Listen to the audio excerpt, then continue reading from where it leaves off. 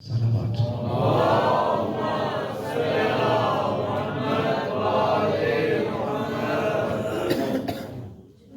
بسم الله الرحمن الرحيم.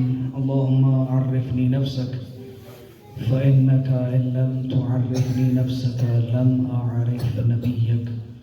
اللهم عرفني رسولك فإنك إن لم تعرفني رسولك لم أعرف حجتك. اللهم عرفني حجتك فإنك إن لم تعرفني حجتك ضللت عن ديني. اللهم اجعلنا من الباقين في عزاء الحسين عليه السلام. اللهم صل على محمد وآل محمد بارك لها بحق جعفر معصومین علیہم السلام. یہ مجلس عزا کا انعقاد اپنی بارگاہ میں قبول فرما. میرے اللہ جتنے قدم مومنین چل کے آئے ہیں اپنی بارگاہ میں قبول فرما. ہر قدم کے عوض ان کے گناہوں کی مغفرت فرما. جتنی دیر تک ذکر کیا جا رہا ہے، سنا جا رہا ہے اور اسے سمجھا جا رہا ہے، کریم پروردگار اپنی بارگاہ میں تسبیح شمار فرما. جن نیک حاجات کو، دعاؤں کو، تمناؤں کو اپنے اپنے ذہنوں میں محفوظ کر کے مجلس عزا میں تشریف لائے، کریم پروردگار ان سب کے حاجات کو پورا فرما. میرے اللہ جو بیمار ہیں لباس عافیت نصیب فرما. جو بے روزگار ہیں روزگار عطا فرما. جو بے اولاد ہیں اولاد کی نعمت سے سرفراز فرما. جنہیں اولاد دی ہے صحیح تربیت کی توفیق عطا فرما. میرے اللہ واجبات ادا کرنے، محرمات سے بچنے کی توفیق عطا فرما. میرے اللہ صحیح معنی میں معرفت آل محمد نصیب فرما اور اسی معرفت کی چھاؤں میں زندگی بسر کرنے کی توفیق عطا فرما. میرے اللہ بانیان صف عزا کی خواہشات کو پورا فرما. ان کی نیک تمناؤں کو پورا فرما. ان کے مرحومین کی مغفرت فرما. جتنے بھی حاضرین ہیں سب کے مرحومین کے درجات بلند فرما. جو موجود ہیں سب کو صحت اور طول عمر عطا فرما. اے اللہ پوری کائنات میں جہاں کہیں بھی ایام فاطمیہ کی مجالس کا آغاز ہو چکا ہے، میرے کریم اللہ تمام مقامات کی خود حفاظت فرما. ان ایام کے اندر ہمیں صحیح معنی میں معرفت جناب سیدہ نصیب فرما. میرے اللہ حق محمد و آل محمد فلسطین کے مظلوموں کی نصرت فرما اور جو ان کی مدد کر رہے ہیں ان کی غیب سے مدد فرما. میرے کریم اللہ ہمیں مقامات مقدسہ کی زیارات نصیب فرما. 40 کا چہلم نصیب فرما. حجت دوران امام العصر علیہ السلام کا جل ظہور فرما. ہماری آنکھوں کو امام کا دیدار نصیب فرما. ہمیں امام کے چاہنے والوں، امام کا انتظار کرنے والوں میں شمار فرما. تمام دعاؤں کی قبولیت کے لیے پرخلوص بلند تر صلوات.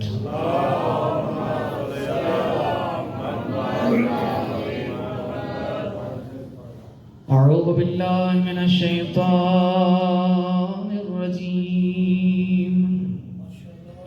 بسم اللہ الرحمن الرحیم.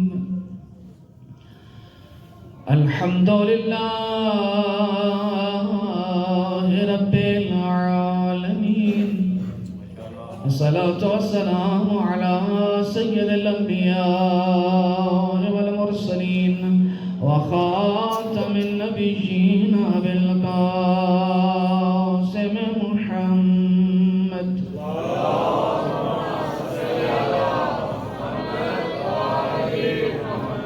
وآلہ الطیبین الطاہرین المعصومین الذین اذهب اللہ عنہم الرجس طہرهم تطہیرا.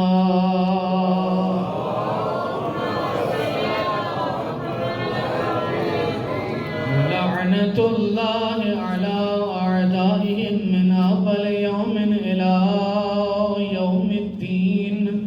اما بعد فقد قال الصادق علیہ السلام من عرف فاطمة حق معرفتها فقد ادرک لیلۃ القدر. بلند تر صلوات پڑھیے.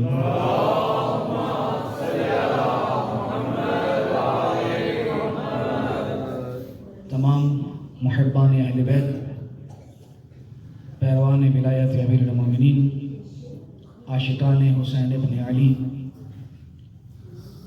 ایام فاطمیہ کا آغاز اور اس وقت پوری دنیا میں جہاں کہیں بھی مومنین آباد ہیں، جہاں کہیں بھی مومنین کی بستی ہے، وہ اپنی اپنی حیثیت سے اور اپنی اپنی بساط کے مطابق ان کی کوشش یہی ہوتی ہے کہ ان ایام کو اسی طرح دنیا میں متعارف کرایا جائے جس طرح ہم محرم میں 1 سے لے کر 10 محرم تک ایام حسینیہ کا تعارف کراتے ہیں۔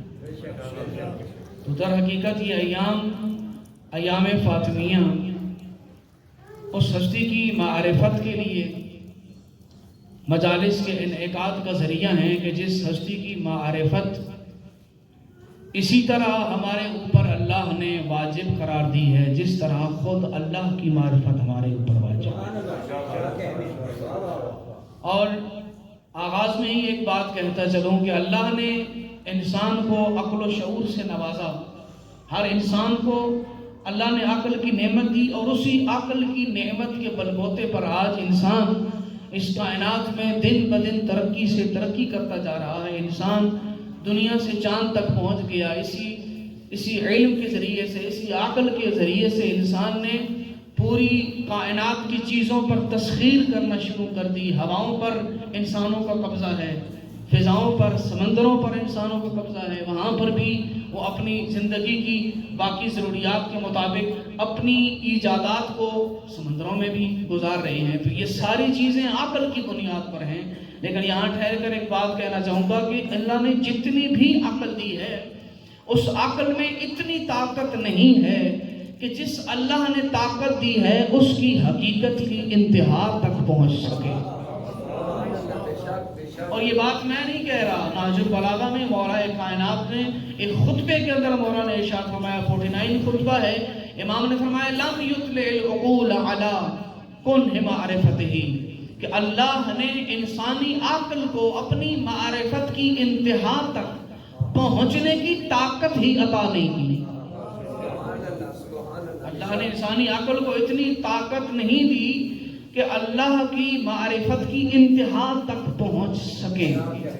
لیکن یہاں ایک سوال کرنا چاہوں گا، جب انسانی عقل میں طاقت ہی نہیں ہے کہ اللہ کی معرفت کی انتہا تک پہنچ سکے تو پھر معرفت کا حکم کیوں دیا؟ ٹھیک ہے، معرفت کا حکم کیوں دیا جب خود ہی کہہ رہا ہے کہ تمہاری عقلوں میں یہ رسائی نہیں ہے کہ میری معرفت کی انتہا تک پہنچ سکو، اور پھر ساتھ یہ بھی کہا کہ تمہارے اوپر واجب ہے کہ میری معرفت حاصل کرو۔ دیکھیں نا یہ دو چیزیں کس طرح جمع ہو گئی ہیں، بہت آسان۔ اس کا جواب بھی اگر مولا کائنات نہ دے کے جاتے تو شاید ہمارے لیے سمجھنا مشکل ہوتا، جہاں مولا نے یہ فرمایا ہے کہ اللہ نے انسانی عقل کو اتنی طاقت نہیں دی کہ وہ اللہ کی کون ہے معرفت تک رسائی حاصل کر سکے، تو آگے امام کو جملہ یہ گا وَلَمْ يُحْجِبْهَا عَنْ وَاجِبِ مَعْرِفَتِ، لیکن اللہ نے اپنی ضروری اور واجب معرفت کے سامنے پردے بھی نہیں لٹکائے۔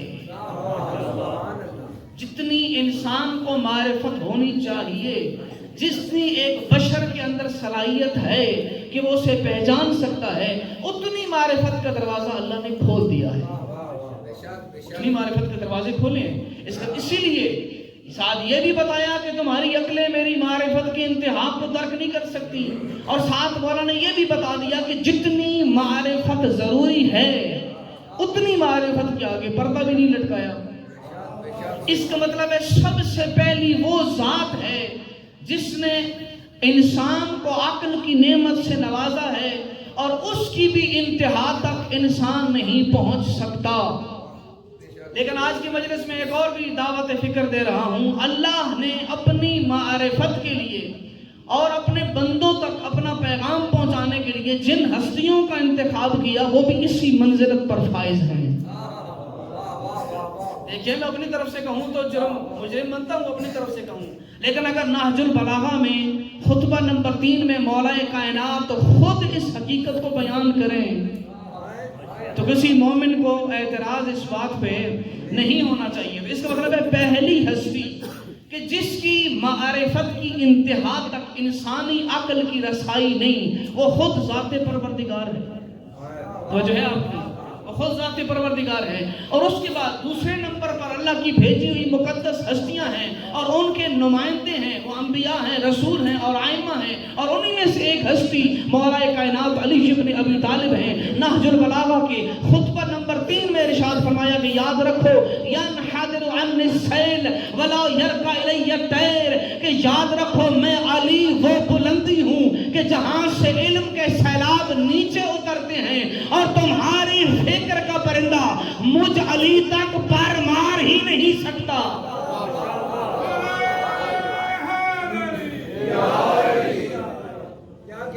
ینحدر عنی السیل، میں وہ بلند چوٹی ہوں، وہ پہاڑ ہوں جہاں سے علم کے سیلاب نیچے اترتے ہیں۔ اس کا مطلب ہے پوری کائنات میں جتنا علم بٹ رہا ہے وہ مولا کائنات کا صدقہ ہے، مرکز علم ہے، کائنات میں مرکز علم ہے۔ ینحدر عنی السیل، علم کا سیلاب میری ذات سے ہو کے اترتا ہے۔ ولا یرقى الی الطیر، اور تمہاری فکر کا پرندہ مجھ تک پر مار ہی نہیں سکتا۔ اس کا مطلب ہے مجھ علی کو بھی اللہ نے وہ فضائل اور کمال دیے ہیں کہ تم ان کی انتہا تک نہیں پہنچ سکتے۔ دو ہستیاں ہو گئی نا، اور تیسری ہستی کا تعارف جن کے ایام کے اندر یہ مجلس اعزاز ہو رہی ہے، چھٹے امام نے فرمایا من عرف فاطمہ حق معرفتها فقد ادرک لیلۃ القدر۔ امام فرماتے ہیں جس نے میری جدہ فاطمہ کی معرفت کا حق ادا کر دیا اس نے لیلۃ القدر کو پا لیا۔ اب میں یہاں پر آپ کی سماعتوں کا امتحان لینا چاہتا ہوں۔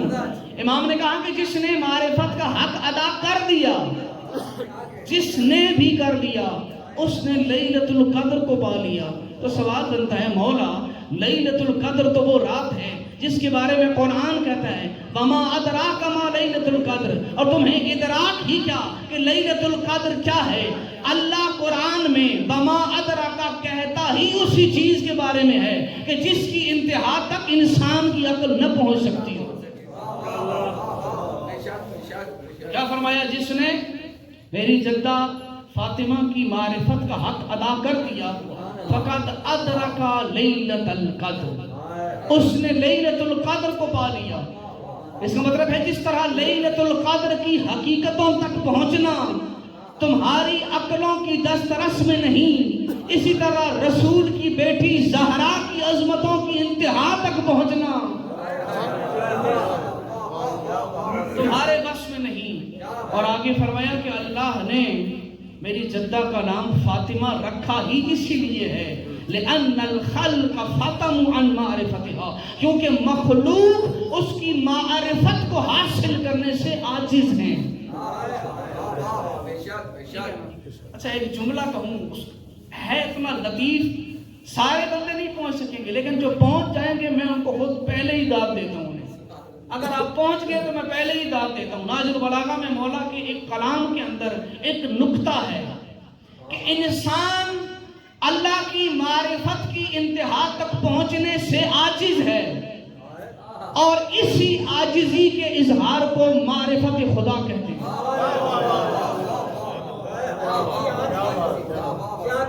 یہی بندہ اگر سمجھ لینا کہ میرے بس میں نہیں ہے کہ میں اس کی انتہا تک پہنچ جاؤں، اسی کو معرفت کہتے ہیں۔ اسی عجز کا اظہار، اسی انکساری کا اظہار کہ میں اس کی انتہا تک نہیں پہنچ سکتا۔ تو کیسا ہے؟ اللہ خود بھی ایک ایسی ذات ہے کہ جس کی معرفت کی انتہاؤں تک انسان نہیں پہنچ سکتا۔ وہ تو خالق کی کائنات ہے، اس نے جو ہستیاں بھیجی ہیں ہم تو آج تک ان کی ہی انتہاؤں تک نہیں پہنچ سکے۔ اور اگر اجازت ہے تو ایک جملہ کہہ دوں، آیت اللہ دستغیب شرازی سے، انہوں نے خدا ان کی قبر پر رحمت نازل فرمائے، انہوں نے سورہ رحمان کی تفسیر کرتے ہوئے اردو میں کتاب چھپ چکی ہے، ترجمہ ہو چکا ہے، بہشت نام سے جا کے ملاحظہ کیجیے گا۔ آیت اللہ دستغیب شرازی نے کہا ہے کہ تم ہم سے علی اور اولاد علی کا سوال کر رہے ہو، ہمیں تو آج تک علی کے دروازے کے نوکروں سلمان اور ابو ذر کی انتہاؤں کی خبر نہیں ہے۔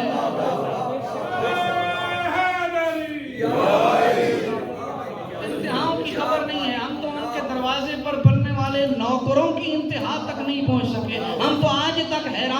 پریشان ہیں کہ اللہ نے ان کو کتنا مقام عطا کیا۔ اس کا مطلب ہے جو جتنا ان کے قریب ہوتا جائے وہ اتنا باقی انسانوں کی دسترس سے باہر ہوتا جاتا ہے، اتنا ہی باہر ہوتا جاتا ہے۔ لیکن باخدا اس کائنات میں اب یہ ایسا بھی نہیں کہہ سکتے کہ جب ہم نہیں پہنچ سکتے، معرفت حاصل نہیں کر سکتے، تو ہمیں معرفت حاصل نہیں کرنی چاہیے۔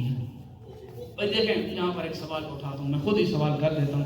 آج کل معاشرے میں کیا ہو رہا ہے بھئی، اگر کسی کو نماز کہو، روزہ کہو، کوئی بھی نیک عمل کہو، کہتے ہیں جی پڑھ گئے کربلا والے نمازاں ساڑیاں کڑیاں نمازاں، یہی نہیں کہتے؟ ٹھیک ہے، اور نماز تو ان کربلا والوں کی، ہماری کون سی نماز ہے؟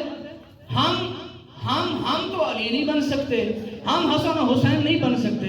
آپ کو کہا کس نے ہے آپ علی بنو؟ سوال یہ آپ کو کہا کس نے ہے کہ تم علی بنو، تم حسن اور حسین بنو؟ سمجھانے کے لیے چھوٹی سی مثال، بچے بیٹھے ہیں، بڑا آسان ہے سمجھانا۔ اگر مجھے پیاس لگی ہو، توجہ کیجئے گا، اگر مجھے پیاس لگی ہو، یہ سوال بھی ہے اور اسی میں ہی جواب بھی ہے۔ سوال بھی اٹھا رہا ہوں اور اسی کے اندر ہی جواب بھی دے رہا ہوں۔ اگر یہاں ایک پانی کی بوتل بھری ہے، یہ آپ کے سامنے پڑی ہے، مجھے لگی ہو پیاس اور ساتھ گلاس بھی پڑا ہے، اور اگر میں پانی پینا چاہوں تو میری سوچ دو قسم کی ہو سکتی ہے۔ توجہ کیجئے گا، اس وقت میری سوچ دو قسم کی ہوگی۔ یا تو میں یہ سوچ رہا ہوں گا کہ چونکہ اس پوری بوتل کا پانی اس گلاس میں سارا آتا نہیں ہے، اس لیے میں نہیں ڈالوں گا، اس لیے میں نہیں ڈالوں گا۔ اگر میری سوچ یہ ہے تو پانی ہوتے ہوئے بھی میں پیاسا رہ جاؤں گا، پانی ہوتے ہوئے بھی میں پیاسا رہ جاؤں گا۔ لیکن اگر میری سوچ یہ ہو کہ بھئی سارا تو نہیں آتا، جتنا آتا ہے اتنا تو ڈالوں، بھئی جتنا اس ظرف میں صلاحیت ہے، جتنی اس میں طاقت ہے، میں اتنا پانی ڈال کے تو پی سکتا ہوں۔ اگر سوچ یہ ہوگی تو میں وہ پانی ڈال کے اسے پی لوں گا تو میری پیاس بجھ جائے گی۔ اسی طرح ہے، سمجھنا چاہیے، آپ کو کسی نے نہیں کہا کہ تم وقت کے علی بن جاؤ، لیکن تمہارے وجودوں میں جتنی طاقت ہے اتنا ابو ذر تو بن جاؤ، اتنے سلمان تو بنو، اتنے مقداد تو بنو، اتنے کمبر تو بنو۔ وہ بھی کوئی عرش سے اتری ہوئی معصوم ہستیاں نہیں تھیں، وہ بھی علی کے دروازے کے نوکر تھے، لیکن اپنے وجود آل محمد کے حوالے کیے، اپنے وجود آل محمد کے حوالے کیے، اور اسی کی برکت سے اللہ نے انہیں عزتوں سے نوازا ہے۔ جب سلیمان، بوذر اور کمبر اس مقام کو پا سکتے ہیں تو آپ کیوں نہیں پا سکتے؟ لیکن اس سوچ کو ختم کرنا ہوگا کہ چونکہ یہ سارا پانی اس میں نہیں آ سکتا لہٰذا میں نہیں ڈالوں گا، چونکہ میں ویسی نماز نہیں پڑھ سکتا لہٰذا نہیں پڑھوں گا۔ بھئی جیسی پڑھ سکتے ہو ویسی تو پڑھو، جیسی تمہیں آتی ہے، جتنی تمہاری استطاعت ہے، جتنی تمہاری طاقت ہے، اتنی تو حاصل کرو۔ بھئی ان ہستیوں نے ہمیں اس دنیا میں آ کے یہی تو سمجھایا ہے، معرفت کے میزان اور معرفت کے تقاضوں کو سمجھانا ہی تو آل محمد کی ذمہ داری تھی۔ بھئی اللہ نے ان ہستیوں کو بھیجا کیوں ہے؟ سوال تو یہ ہے، اللہ نے کیوں بھیجا؟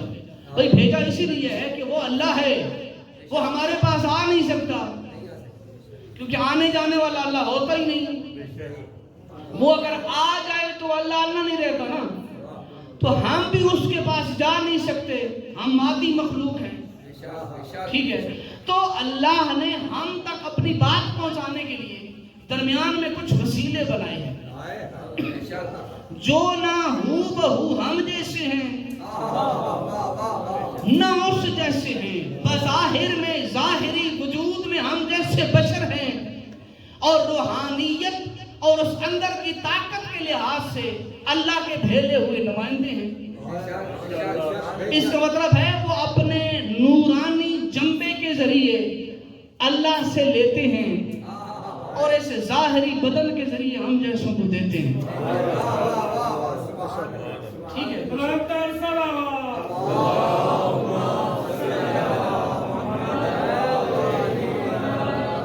اور انہی ہستیوں کی معرفت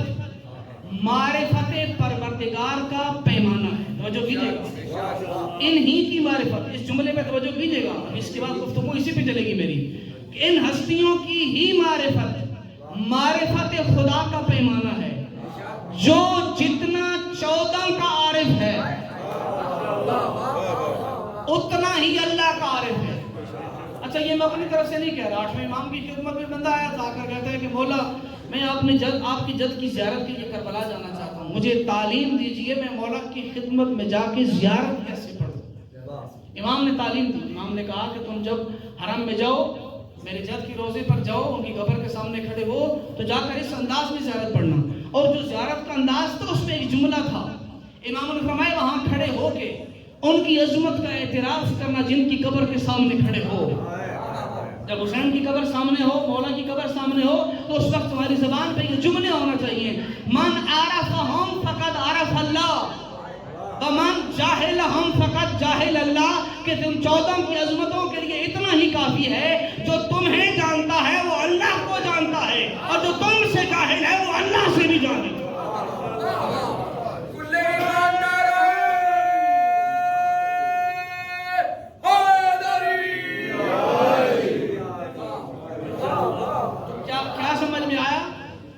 ہماری ذمہ داری ہے ہم 14 کی معرفت حاصل کریں. ہم جتنا 14 کی پہچان میں اضافہ کرتے جائیں گے ہمیں 14 کا خالق سمجھ آتا جائے گا, ہم اس تک پہنچ جائیں گے, اس کی معرفت حاصل کر لیں گے. وہی کیوں اللہ کا ہمارے سامنے بولا نہیں, توجہ ہے, وہ تو بولا نہیں جو اس کی زبان سے نکلی ہوئے الفاظ سن کر ہمیں یقین آ جاتا کہ کوئی ہے. نہ ہم نے اس کی کبھی بات سنی, نہ وہ ہمارے سامنے کبھی آیا. اس کا مطلب یہ ہے کہ اللہ کی زبان بن کر یہ 14 آئے. ان کی زبان کی صداقت نے بتایا کہ وہ سچا کتنا ہے, ان کی امانت نے بتایا وہ امین کتنا ہے, ان کے معاف کرنے نے بتایا کہ وہ غفور کتنا ہے. یہ عمل کرتے گئے اس کی پہچان ہوتی گئی. فرمایا من عرفہم فقد عرف اللہ ومن جاہلہم فقد, کہ جو ان کی معرفت جس کو حاصل ہو گئی اس کو اللہ کی معرفت حاصل ہو گئی, اور جو ان سے جاہل رہا وہ اللہ سے بھی جاہل رہا. تو یقین جانیے یہ بہت بڑی نعمت ہے, محبت محمد والے محمد. جس محبت کی وجہ سے آپ اس جگہ پہ اکٹھے ہو کے ذکر محمد والے محمد کر رہے ہیں, یہ محبت بہت بڑی طاقت ہے آپ کے لیے.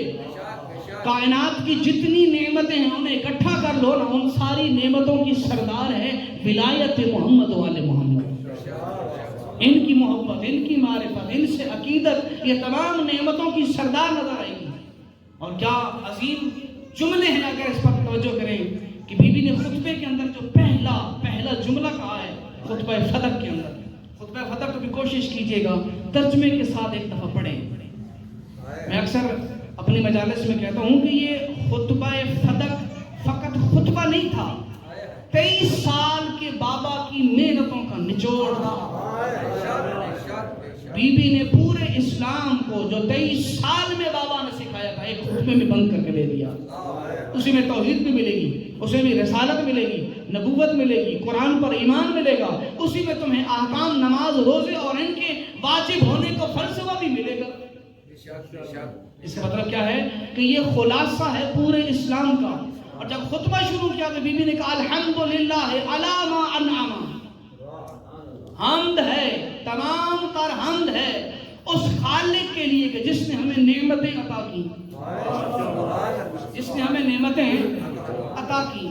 نعمت کسے کہتے ہیں, یہ چھوٹے بچے بیٹھے ان کے لیے میں تھوڑا واضح کر دوں. نعمت کسے کہتے ہیں بھئی, نعمت کا مطلب یہ ہے پانی نعمت ہے, پانی نعمت ہے, ٹھیک ہے, کھانا, کائنات کی جو بھی چیز ہمارے سامنے ہے, ہمارے پاس موجود ہے اور ہمیں اس کی ضرورت ہے, وہ ہمارے لیے نعمت ہے, ٹھیک ہے نا. اب یہاں سے توجہ کیجیے گا, ہم نہیں تھے, نعمت تھی, ٹھیک ہے. ہم دنیا میں نہیں آئے تھے, ہمارے آنے سے کروڑوں سال پہلے کے منصوبے میں کائنات میں وہ ساری چیزیں شامل تھیں جس کی ہمیں ضرورت تھی آج 2023 میں. ٹھیک, ہمارے آنے سے پہلے آسمان کا شامیانہ تن چکا تھا نا, زمین کا فرش بچ چکا تھا, یہ سمندر، یہ نہریں، یہ پانی، یہ کنویں، یہ ہوائیں، یہ فضائیں، یہ کائنات کی ساری نعمتیں کس لیے ہیں؟ انسان کے لیے، انسان کے لیے۔ اس کا مطلب ہے کہ اس وقت میں بول رہا ہوں تو نعمت پروردگار، آپ بیٹھ کے سن رہے ہیں تو نعمت پروردگار، اور اگر سن کے سمجھ آ رہی ہے تو پھر یہ بھی نعمت پروردگار۔ تو ایک ہی وقت میں اتنی ساری نعمتوں میں ہم گھرے ہوئے ہیں۔ اس کا مطلب ہے ہم نہیں تھے، نعمت تھی، ہم ہیں، نعمت بھی ہے، کل ہم میں سے بہت سارے نہیں ہوں گے، نعمت پھر بھی ہوگی۔ اس کا مطلب ہے نعمت کا تعلق ہمارے وجود کے ساتھ نہیں، ہم سے پہلے بھی ہے، ہمارے ساتھ بھی ہے، ہمارے آخر میں ہے، اور اسی وجہ سے ہادی اور ہدایت اللہ نے اتنی بڑی نعمت بنائی کہ پہلے ہادی کو بھیجا، بعد میں ہمیں بھیجا۔ اس کا مطلب ہے جو ہادیان برحق ہیں وہ ایسی نعمت ہیں، ہم نہیں تھے، ہادی تھے، ہم ہیں تب بھی ہادی ہیں، ہم نہیں ہوں گے تب بھی ہادی۔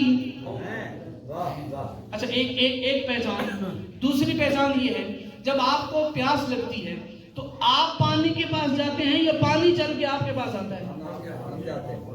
بھئی ہم خود جاتے ہیں نعمت کے پاس، اس سے استفادہ کرتے ہیں۔ اس کا مطلب ہے کیونکہ ہمیں ضرورت ہے نعمت کی تو ہم جاتے ہیں پانی کے پاس۔ پانی ہمارا محتاج نہیں، ہم پانی کے محتاج ہیں۔ کہا اب بھی تمہیں سمجھ جانا چاہیے، 25 سال تک ہر کسی کا علی کے دروازے پہ آنا اور علی کا 25 سال کسی کا دروازہ نہ کھٹکھٹانا اس بات کی دلیل ہے کہ علی نعمت تھے، علی اس دور کی نعمت تھے کہ ہر ایک نے دروازہ علی کا کھٹکھٹایا ہے، لیکن علی نے کسی دروازے پر دستک نہیں دی۔ تو انسان اپنی ابتدا سے انتہا تک نعمتوں میں گھرا ہوا ہے۔ کائنات کی ہر شے انسان کے لیے اللہ نے نعمت بنائی ہے، اور ان ساری نعمتوں میں سب سے عظیم ترین نعمت کون سی ہے؟ ثم لتسألن یومئذ عن النعیم، وہ دن یاد کرو جس دن تم سے سوال کیا جائے گا نعمت کے بارے میں۔ سورہ تکاثر کی آخری آیت ہے 20ویں پارے میں کہ وہ دن یاد کرو جس دن تم سے نعمت کے بارے میں سوال ہوگا۔ امام صادق علیہ السلام نے اپنے ایک شاگرد سے سوال کیا تھا،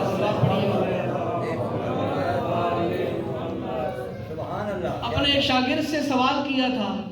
چلے بتا بھی دیتا ہوں، شاگرد بھی وہ ہے کہ جس نے صرف 2 سال پڑھایا، اور 2 سال پڑھنے کے بعد اس نے یہ کہا کہ لولا السنتان لہلک النعمان، اگر یہ 2 سال کی شاگردی نہ ہوتی تو میں ہلاک ہو جاتا۔ یعنی 2 سال پڑھ کے نا بڑی بڑی قوم کا فقیہ بن گیا۔ سوال بھی اسی سے کیا، اچھا تو مجھے بتا یہ کون سی نعمت کے بارے میں سوال ہو رہا ہے؟ اور جو ہے آپ کی یہ قرآن میں کہہ رہے ہیں نا اللہ کے ثم لتسألن یومئذ عن النعیم، کہ تم اس دن کو یاد کرو جس دن تم سے نعمت کے بارے میں سوال ہوگا۔ یہ نعمت کون سی ہے؟ تو آگے سے پلٹ کے وہ شاگرد جواب دیتے ہیں کہ دیکھیں اللہ نے ہمیں نعمتیں دی ہیں، ہمیں کھانا دیا، ہمیں پانی دیا، ہمیں غذائیں دی، تو قیامت کے دن ہم سے کھانے پینے کے بارے میں سوال کرے گا؟ بھئی جس کی جتنی معرفت ہو جواب وہ اتنا ہی دیتا ہے۔ انہوں نے اپنی معرفت کے مطابق جواب دے دیا۔ تو امام آگے سے مسکرائے اور امام نے کہا کہ اے فلاں، اگر تجھے کھانے اور پانی کا اگر سوالوں کا جواب دینا پڑ جائے، تو نے زندگی میں کتنے لقمے کھائے ہیں، اگر ایک ایک لقمے کا حساب دینا پڑ جائے، تو نے کتنے گھونٹ پانی پیا ہے، اس ایک ایک گھونٹ کا جواب دینا پڑ جائے تو ٹائم کچھ زیادہ نہیں لگ جائے گا؟ تیرا ہی حساب معاشر میں ختم نہیں ہوگا۔ تو ایک ایک لقمے کا حساب دینا شروع کر دے، ایک ایک پانی کے گھونٹ کا سوال جواب دینا شروع کر دے کہ یہ بھی نعمت تھی، اس کا بھی حساب دے رہا ہوں، اس کا بھی حساب دے رہا ہوں، تو کہتا ہے کہ مولا پھر آپ خود ہی بتا دیجئے نا وہ نعمت کون سی ہے کہ بروز حشر جس کا سوال ہوگا۔ تو امام نے اسے مخاطب کر کے کہا کہ وہ نعمت یہ کھانا پانی کپڑا روٹی مکان یہ نہیں ہے، نحن اہل البیت النعیم الذی انعم اللہ بہا علی العباد، ہم آل محمد وہ نعمتیں ہیں کہ جو اللہ نے لوگوں پر کی ہیں، اور اسی کا سوال ہوگا۔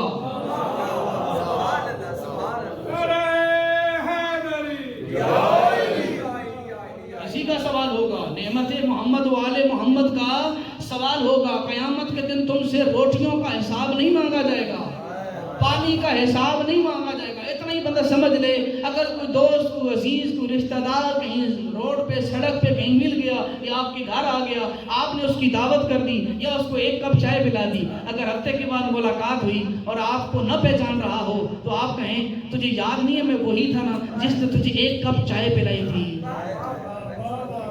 کوئی کہے گا ہم میں سے؟ کوئی نہیں کہے گا۔ کیوں؟ کیونکہ ہمارے شعور میں یہ بات ہے کہ انتہائی گھٹیا چیز ہے اگر کسی کو کچھ دے کے اسے جتایا جائے۔ جب اس کی مخلوق اتنا شعور رکھتی ہے تو وہ خالق کیسے پوچھے گا بتاؤ میری روٹیوں کا حساب دو، میرے پانی کا حساب دو؟ اور اس پانی کا حساب اللہ لے بھی کیسے سکتا ہے جو پانی اللہ نے انسانوں کے لیے فقط نہیں جانوروں کے لیے بھی حلال قرار دیا ہے۔ بھائی وہ رحمان ہے، پانی آپ پیئے پیاس آپ کی بھی بجھتی ہے، پانی کوئی یہودی پیئے اس کی بھی بجھتی ہے، کوئی ہندو پیئے اس کی بھی بجھتی ہے، کوئی خدا کا منکر پیئے۔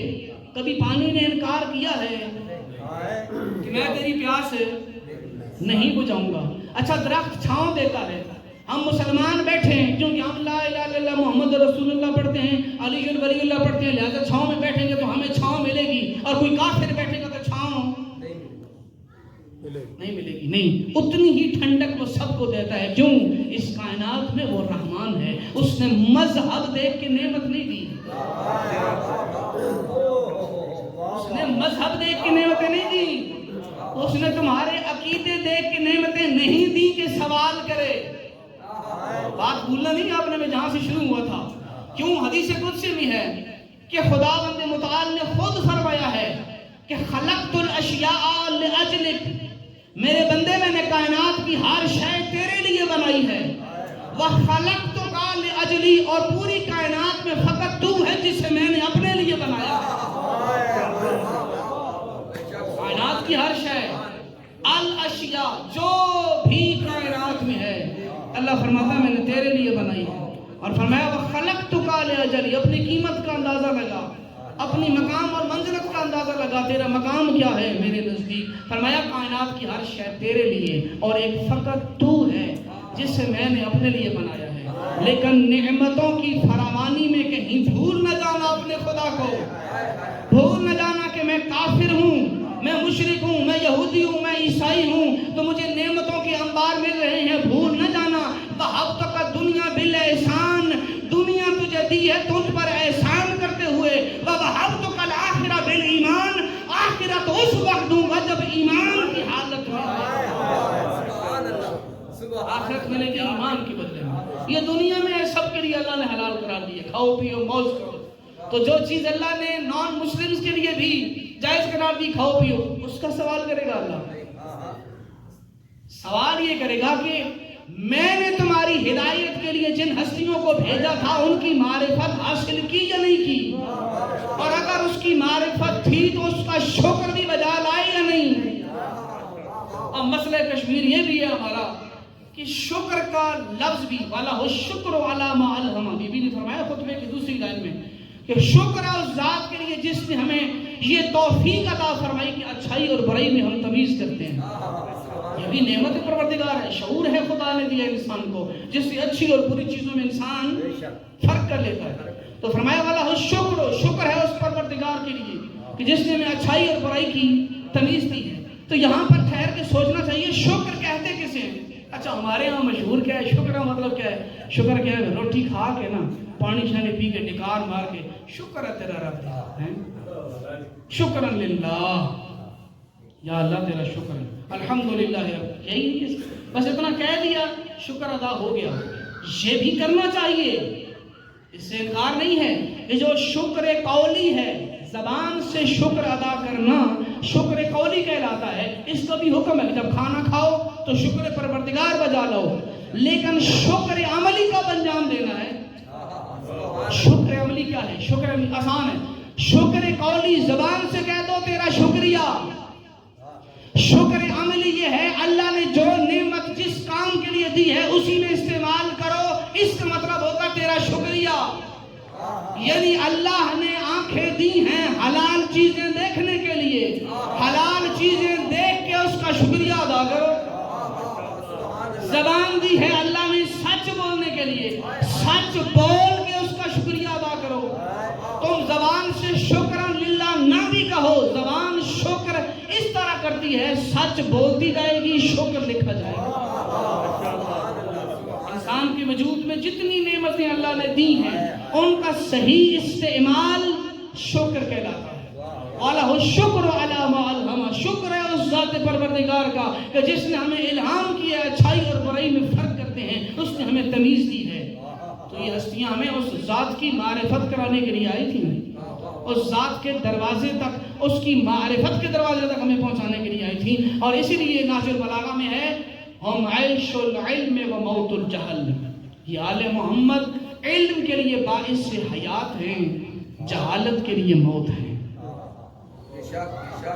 غور کیجئے جملے پر, ہم عیش العلم و موت الجہل, یعنی کہ آل محمد وہ ہیں کہ جس کی وجہ سے علم کو حیات ملتی ہے, جہالت کو موت ملتی ہے.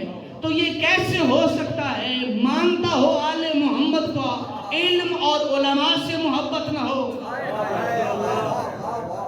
جاہل اور جہالت سے نفرت نہ ہو, علم اور عالم سے محبت کر کے اس کا شکریہ ادا کرو, اور جہالت اور جاہل سے نفرت کر کے اس کا شکریہ ادا کرو. فرمایا کہ وہ علم کے لیے باعث حیات ہیں اور موت ہے جہالت کے لیے. آل محمد کا وجود جہالت کے لیے موت کا باعث ہے. اور آج کے دور میں ہمیں اسی چیز کو سمجھنے کی ضرورت ہے. باخدا یہ مجلسیں, یہ ذکر محمد و آل محمد, یہ صف عزا, یہ ساری چیزیں مقدمہ ہیں. ہم کیوں بیٹھے یہاں پر؟ یہ مقدمہ بن رہی ہیں ساری باتیں اس ہستی کی معرفت کا. لیکن سوال یہ کروں گا, ہمارے لیے آل محمد کی معرفت حاصل کرنا یہ مقدمہ ہے یا منزل؟ دیکھیں نا, منزل اسے کہتے ہیں جہاں بات ختم, اس سے آگے کچھ نہیں ہے. ٹھیک ہے, یہ مجلس ہے, مقدمہ ہے کس بات کا جی؟ کہ اس کے ذریعے وسیلہ ہے, اس کے ذریعے ہم آل محمد کی معرفت حاصل کرتے ہیں. آل محمد کی معرفت اور محبت وہ منزل ہے یا وسیلہ؟ چلے مقدمے کی جگہ لفظ بدل دیتا ہوں, وہ منزل ہے یا راستہ ہے؟ جی, جب ہم نے ان مجلسوں سے آل محمد کی معرفت کو حاصل کرنا ہے تو ساتھ یہ بھی سمجھنا ہے کہ وہ 14 اس تک پہنچنے کا راستہ تھے, منزل نہیں. تو مجلس وہی مجلس ہوگی جو معرفت پروردگار کا ذریعہ ہو. اگر کوئی مجلس آپ کو خدا سے دور کر رہی ہے, وہ آپ کو آل محمد سے بھی دور کر رہی ہے. اس مطلب یہ کہ یہ مجلس مقدمہ ہے, یہ وسیلہ ہے آل محمد کی معرفت کا, اور خود آل محمد کی معرفت وسیلہ اور راستہ ہے معرفت پروردگار, جس کو اعلی المعارف کہا گیا, سب سے عظیم ترین معرفت کا, جس کو کہتے ہیں انتہائی اعلیٰ ترین معرفت پروردگار ہے. اور یہ میں مجلس کے آغاز میں کہہ چکا ہوں کہ جو جتنا بڑا 14 کا عارف ہوگا نا, اتنا بڑا اپنے پروردگار کا عارف ہوگا, کیونکہ انہوں نے اپنے قول, اپنے فعل, اپنی زندگی کے ہر لمحے میں اگر پہچان کرائی ہے تو فقط اس کی پہچان کرائی ہے. ٹھیک ہے, وہ اپنے نعرے لگوانے کے لیے نہیں آئے تھے. بات تھوڑی اوکھی ہوگی. ٹھیک ہے, دیکھنا مولا علی علیہ السلام نے خود کو منوایا ہے. مقصد مولا کی اپنی ذات تھی یا اس کی معرفت کی جس نے ولی بنا کے بھیجا تھا؟ اصل میں تو 14 منوانے اسے ہی آئے تھے. اسی لیے تو چھٹے امام کی حدیث ہے, ما اقبح بالرجل, کتنا برا ہے اس انسان کے لیے, کتنا افسوس ہے اس انسان کے لیے کہ یعیش فی ملک اللہ ہے, وہ 70 یا 80 سال اللہ کی سلطنت میں رہتے ہوئے بھی اس کی معرفت کا حق ادا نہ کر سکے. جس کو 60-70 سال ملے لیکن اس کے باوجود بھی اس نے اپنے رب کی معرفت کا حق ادا نہیں کیا. امام فرماتے ہیں کتنا افسوس ہے اس انسان کے لیے، افسوس ہے. اس کا مطلب ہے کہ مجلسیں وسیلہ ہیں معرفت محمد و آل محمد کا، اور محمد و آل محمد وسیلہ ہے معرفت پروردگار کا. اس کی معرفت ہی تو تھی، اس کی عظمتوں کو منوانا ہی تو تھا کہ امت کے ہر ظلم و ستم کو سہ گئے، امت کے ہر ظلم کو سہا. وجہ کیا تھی عزیزانو؟ وجہ یہ تھی کہ وہ جس رب نے بھیجا تھا نا کہ میرے بندوں تک میری معرفت پہنچاؤ، بس اس رب کو منوانا تھا. کربلا سے لے کر 11ویں امام تک جس بھی امام کی زندگی کو اندر اٹھا کے دیکھیں آپ کو یہ بات نظر آئے گی کہ دنیا ظلم کرتی رہی لیکن پلٹ کے کبھی آل محمد نے ظلم نہیں کیا. کیوں؟ جس نے بھیجا تھا اس نے منع کیا تھا کہ کبھی بھی تم نے ظالم نہیں بننا. اور جس بی بی کا آج ہم ذکر کرنے کے لیے عزیزانو اکٹھے ہوئے نا، بی بی اتنی مظلومہ ہے جس بی بی کا ذکر سن کر بعد میں آنے والے ہر امام نے اپنی زندگی میں گریا. اس بی بی پہ گریے کی عظمت کو بتانا چاہتا ہوں. ایک دو روایات سے میں بتا دوں کہ اس بی بی کی مصیبت کو یاد کر کے گریا کرنا، آنکھوں سے آنسو بہانا، یہ کتنا عظیم ثواب ہے کہ جس ثواب سے آل محمد نے بھی کبھی اپنے آپ کو محروم نہیں کیا. اہل بیت کا ساتھ جو بعد میں ہستیاں آئی ہے نا، ان کے سامنے جب بی بی کا ذکر ہوتا تھا نا، تو مصیبت کا ذکر ہوتا تھا تو وہ بھی کس طرح اظہار کرتے تھے اپنی جدہ کی مصیبت کا، اور اپنی آنکھوں سے کیسے آنسو بہاتے تھے، اور کیا مقام تھا ان کی نظر میں بی بی کا. اچھا ذرا ایک بات یہاں سے میں کہتا چلوں. کہتے ہیں کہ امام باقر علیہ السلام بیمار تھے، سخت بیماری کی حالت میں ہے، پورا وجود بیماری سے تپ رہا ہے. دو کام راوی کہتا ہے میں نے 2 کام کرتے ہوئے امام کو دیکھا ہے. کیا؟ کہتے ہیں ٹھنڈا پانی منگوایا امام نے. امام اپنے سر پہ ٹھنڈا پانی ڈالتے ہیں اور پھر ایک لمبی آ بھر کے کہتے ہیں یا فاطمہ بنت محمد، اے میری جدہ زہرا، ہائے میری جدہ زہرا. کسی نے پوچھا نا بھائی آخر وجہ کیا ہے؟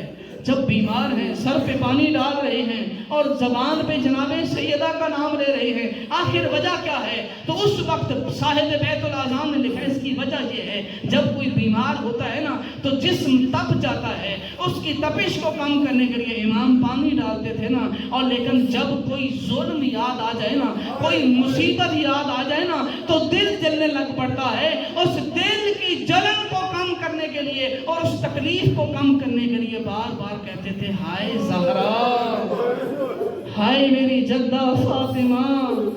امام نے اپنی جدہ کی مصیبت کو یاد کر کے بتایا تمہیں بھی جب زندگی میں کوئی مصیبت آئے نا، جب کوئی تکلیف ہو تو میری جدہ زہرا کا نام لے کے ان کی مصیبت کو یاد کیا کرنا. اجرکم اللہ. کتنی مصیبتیں صحیح ہیں اس بی بی نے عزیزانو. آخری وقت ہے بابا کا، حضور کا سر بی بی کی گود میں ہے. تاریخ کہتی ہے کسی نے دق الباب کیا، دروازے پر دستک ہوئی، پوچھا بی بی نے کون؟ اس نے جواب دیا سائل ہوں، کچھ گزارش لے کر آیا ہوں. تو بی بی نے کہا یہ وقت ملاقات کا وقت نہیں، میرے بابا ایسی حالت میں نہیں ہے کہ تو ان سے ملاقات کر سکے. کچھ دیر خاموشی ہوئی، پھر دوبارہ دستک ہوئی، پھر بی بی نے جواب دیا. اللہ جب تیسری دفعہ دستک دی نا تو بی بی نے جواب تو دیا لیکن بی بی کی آنکھ سے بہتے ہوئے آنسو رسول کے رخ انور پر جب گرے نا، حضور کی آنکھ کھلی اور آنکھ کھول کے دیکھا زہرا میری بیٹی میری زندگی میں کیوں رو رہی ہو؟ کہا بابا اس لیے رو رہا ہوں، کوئی ہے سائل جو دروازے پہ کھڑا ہو کر بار بار مجھے دستک دے کے تکلیف دے رہا ہے. میں نے کہا بھی ہے یہ ملاقات کا وقت نہیں ہے لیکن اس کے باوجود وہ بار بار دروازہ کھٹکھٹاتا ہے. تو اس وقت رسول کی آنکھوں سے آنسو جاری ہوئے اور رو کے کہا زہرا یہ دروازے پہ تجھ سے پوچھ رہا ہے نا، یہ کسی سے پوچھ کے نہیں آتا، یہ ملک الموت ہے، یہ تیری عظمت اور مقام یہ ہے، تجھ سے پوچھے بغیر وہ دروازے سے اندر نہیں آتا. میں کہوں گا یا رسول اللہ اس کے احترام میں ملک الموت بھی دروازے میں رک جائے، کچھ دنوں کے بعد وہی